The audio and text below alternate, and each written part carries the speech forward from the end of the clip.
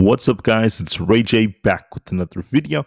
And in this one, I want to break down what's happening with SPY, Tesla, and the overall markets. I'm going to talk about some very key levels to watch for and something important that Elon Musk has said. Just know that I am not a financial planner, so take nothing I'm saying as financial advice. And also, if you guys can, please check out my Moomoo link. If you deposit $100, you're guaranteed 5 free stocks. If you deposit $2,000, you're guaranteed 30, not to mention 8.1% APY on invested cash. The offer ends at the end of March. Anyways, now let's talk about this market. So, as far as Tesla's going, as you guys can tell, we're doing a good job at holding up. We want to see if Tesla could break 234. If we break that, I think we push it for 240. And if we end up losing around the 227 area, we're looking for a dip back down to about this support right here near 222. If we break 222.5, we could be dipping back down to the low of the day. But overall, Tesla is showing a little bit more strength in the market. We were due for a small rebound. Much of the news has not been, I would say, like too great for Tesla, but despite that, we are seeing a technical move right now. Tesla's been dumping because of all the protests going on, all the movements to boycott Tesla across Europe and the United States. And then there's been a lot of negative news, for a very long time. We're finally seeing some buyers trying to hold us at a support, right? This is just a small 3% move up after so much downside. We were down 15% yesterday. So it's not like we're making a full recovery yet. But the extent of this recovery depends on some factors. I want to talk about what those factors are, then I'll break down the charts. So the first thing worth mentioning is the fact that we have Donald Trump and Elon Musk involved in a lot of things. So Elon Musk has been saying that things are very stressful for him. It's very difficult for him to manage Doge, SpaceX, all his companies, and Tesla. And that's not the best of news for shareholders, right? He's been kind of talking about how, the difficulty that's coming raises lots of alarms about his role. I've seen other analysts kind of talking about that's not the best of news. But despite that, when asked about the unsupervised FSD, Elon Musk has made very clear that it's still on schedule. So, for now, we're still expecting that June unsupervised FSD launch, and that's pretty much it, at least from Musk. Donald Trump is also saying that he plans to buy Tesla in support of Elon Musk. So, for now, Musk remains optimistic for Tesla's long term, but for the short term, he is stressed out. He is acknowledging that there's lots of work for him and that there are difficulties right now, especially with their sales. It's very tough, especially with the protests going on and etc. It's really tough for Tesla. If anything, I just want to make it very clear that whether you like Musk or dislike him, I completely understand and respect it. But I just want to say that it's a lot for anyone to manage all this work, and it leads to questions about his role. In my opinion, I know he's CEO, he's going to remain CEO, but it's very difficult for him. And the question is, how does that really affect Tesla? What toll does this have on Tesla and their developments? Tesla is still planning on releasing their updates, their new unsupervised FSD as scheduled, according to Elon Musk. So despite that, the updates are still coming, and I still think he's doing his job. But like I said before, it's very difficult for him. So you have to kind of give him, you have to at least recognize that, right? It is very difficult to be doing all of this at once. But that's based off what Musk wants to do, standing up for his decisions. There was some other big pieces of news coming out. Donald Trump is retaliating against Canada over its tariff on American electricity imports. And he said that he wants to put an additional 25% tariff on steel and aluminum, taking it up to 50% as a result, which is insane. So he wants to put a 50% tariff on steel and aluminum coming from Canada. That is very important. That's going to be a big tariff he wants to put in. And we'll have to see what that leads to, because now if he does this, the question is, how will Canada react to this? Is Canada going to retaliate again? So it's just creating this war that is continuing. So that's what Donald Trump announced today. He wants to increase tariffs again on Canada and Mexico. This is part of why the market saw a bit of a pullback. I think he said that, and as soon as he said that, the market dipped a bit.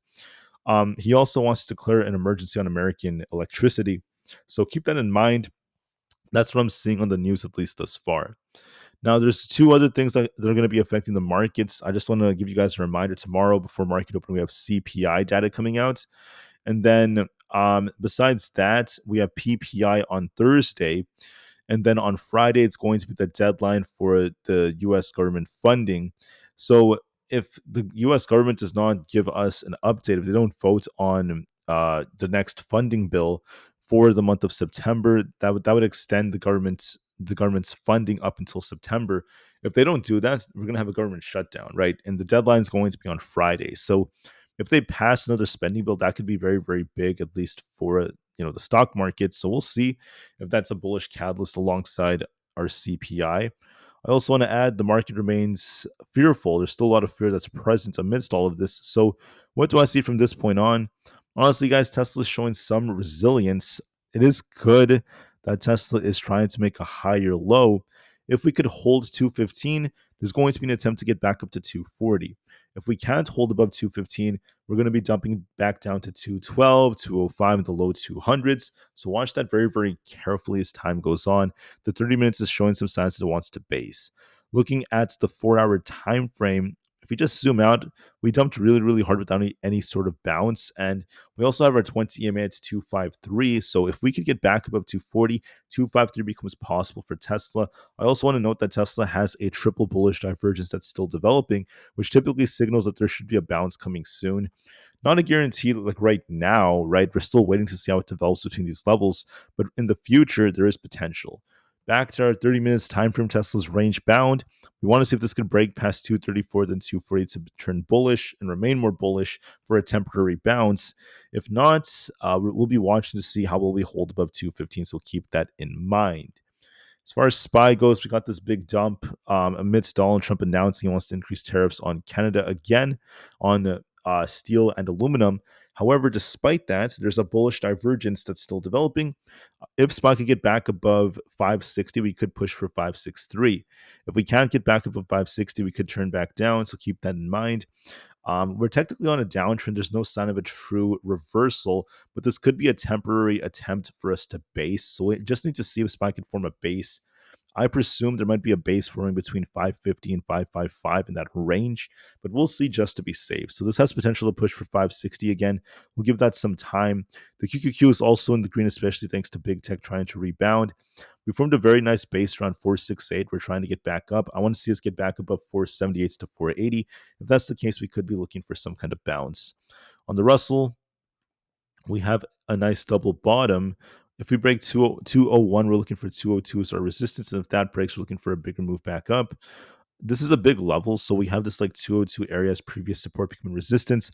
I want to see us break 202 to bounce. Otherwise, it's just kind of flat. ES is also forming a base around this 55.50 area, which is a good sign. If we could hold this, we're going to be looking for the 56.20 plus resistance to break, and then eventually a nice bounce. So there is potential to base here. Obviously, it depends on CPI and other factors, but there's potential. NQ is trying to form a base. It's trying to get back above 19,540. If we break that, we could try to bounce. I just don't want to see us lose 19,000, so there's some potential in this. Bitcoin is forming a bullish divergence, trying to bounce here, making higher lows. I do want to mention there's a possibility of an inverse head and shoulders on Bitcoin, but we need to see it break 83,000 to bounce. Otherwise, it's still kind of in a range between 83 and 80,000, so keep that in mind. For Nvda, I just want to mention, I think we're doing a good job so far. There's also a nice support that's being held. As long as we don't end up losing 107, I think we could attempt to get back up to about that 111 area. If we could break that, this will try to bounce more. So far, so good. That's looking pretty decent. Looking forward, looking at Aapl, still kind of weak. Bullish divergence is developing, but there's no sign of a bounce yet. We did mention that 220 to 222 is coming. Let's see if this could base at 220, if not 218. So we're waiting to see if this could base. Otherwise, it's still a little bit more bearish. Coin is bouncing. If we could hold above 192, we're looking for an attempt for 200. Again, it has potential. Amazon's trying to get back above 200 as well. It formed a nice base around 190, which is what I was talking about in the morning. Pretty good so far. 200 could be coming. Meta could also try to bounce. If we truly hold 585, I could be looking for an attempt to get back above our and hold above 600. So as long as we're above 600, I think that this could attempt to get back up to about 618-ish. There's potential in this. For Microsoft, if we could hold above 383, we're looking for an attempt for almost 390. First, we want to break 386, then 390 is coming, so there's potential in this. Google, as long as we hold around this 165 area, we're looking for an attempt for 168, so there could be a small bounce. The VIX is starting to reject. We do have these gaps below, so I wonder if we do get some kind of rug pull on the VIX. Could this be a sign the market's about to bounce? We'll see.